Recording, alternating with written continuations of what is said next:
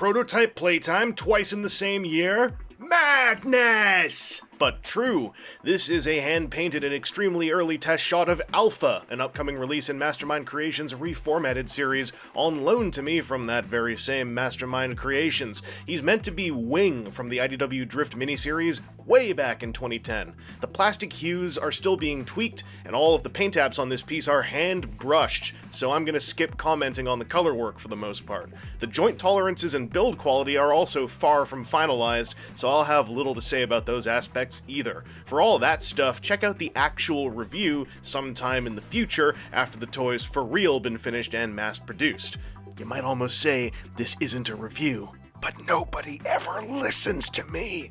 Wing's vehicle mode was never actually seen in the Drift miniseries, so I'm kind of assuming that this is partly based on whatever MMC's beta is going to end up transforming into, since he's based on the more popular Drift. Whatever the case, I dig the shapes. It's a vaguely angelic spaceship with smooth curves everywhere and a very straightforward, solid silhouette. He's roughly Voyager-sized, as is often the norm in the Reformatted series. So he looks kind of big if you put him next to another car like Deluxe Drift here.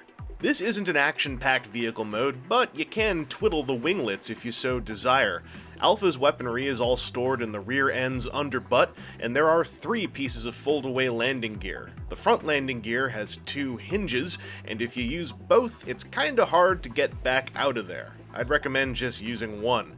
Also, the cockpit can open up, and I'd recommend leaving it open before going into the transformation. I'd also recommend removing the weapons. Get your busy work done and out of the way before the fun stuff.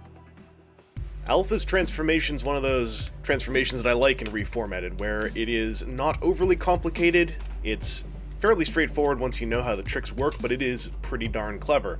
And the legs are mostly hidden in that front center mass of the vehicle mode. The foot tabs in, side of the leg tabs into itself, the back of the thigh tabs into the stuff on top, and then you just reshape the lower leg after the fact.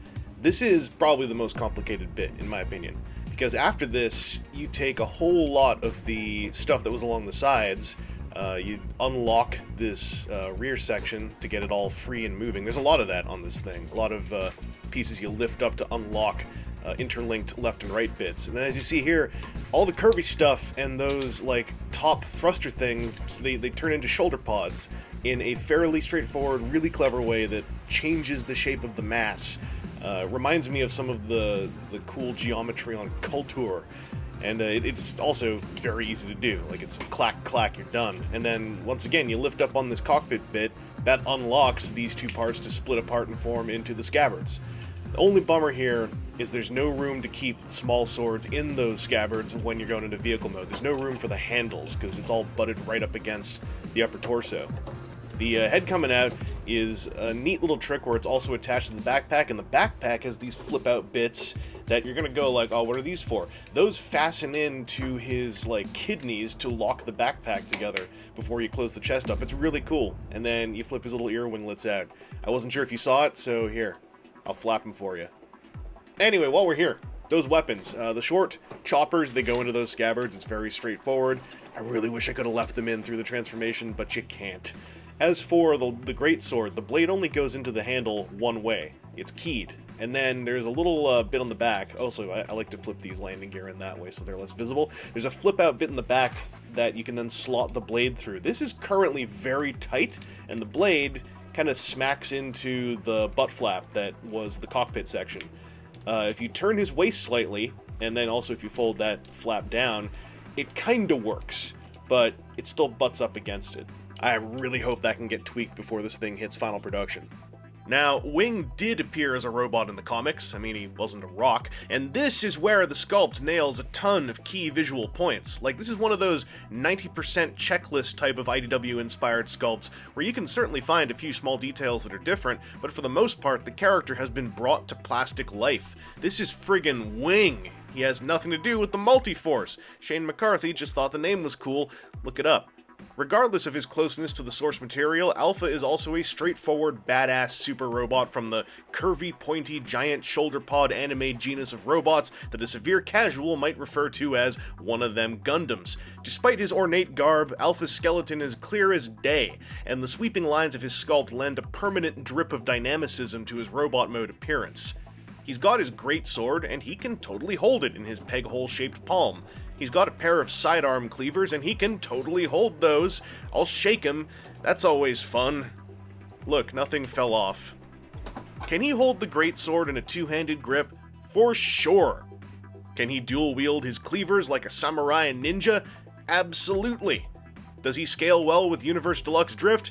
Not on your life. Alpha lives in that beefy Voyager-esque bot mode scale that reformatted releases tend to occupy.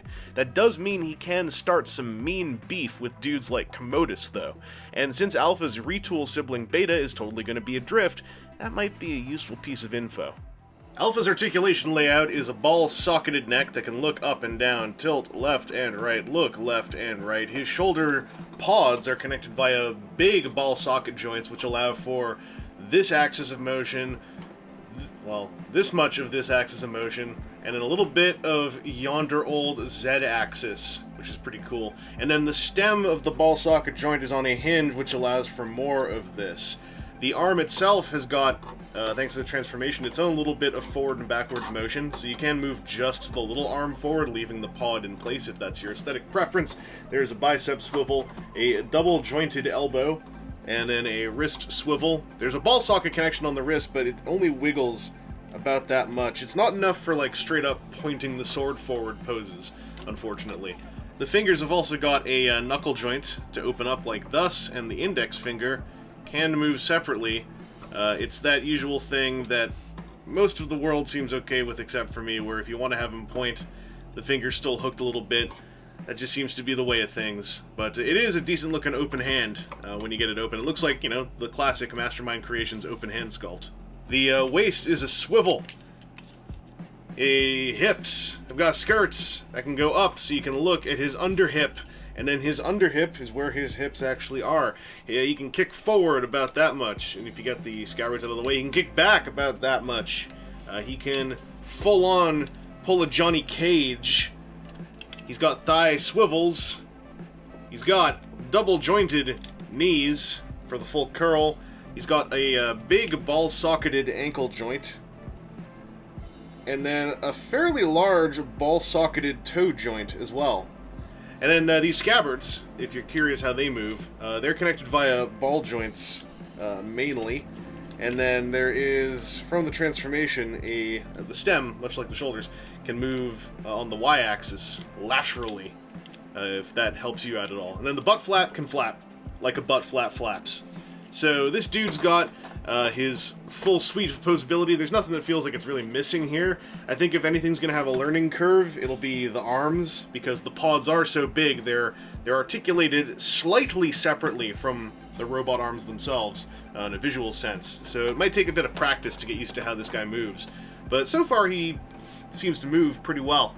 So long as this guy hits the usual levels of production polish found on tentpole reformatted releases like Kultur and Spartan, I'm looking forward to seeing the final production version of Alpha. He's got that lovely thing of being a piece of IDW art brought to life, and I'm solidly into the transformation scheme and vehicle mode shapes. I hope the main sword storage ends up less stiff and cluttered, and man, it would be great if the 2 extra choppers could somehow stay in their scabbards going into vehicle mode. I just don't know how, other than the blades detaching or the handles folding up, but that would add a hinge. Anyway, this has been Internet Personality Evangelist, and that's been some prototype playtime with MMC's in-progress Alpha. You could say I was playing with the alpha copy of Alpha. Many thanks to Mastermind Creations for letting me take a look at this early production test shot piece. Check out their Instagram page as they've taken some handsome stills of this fellow with a handsome camera.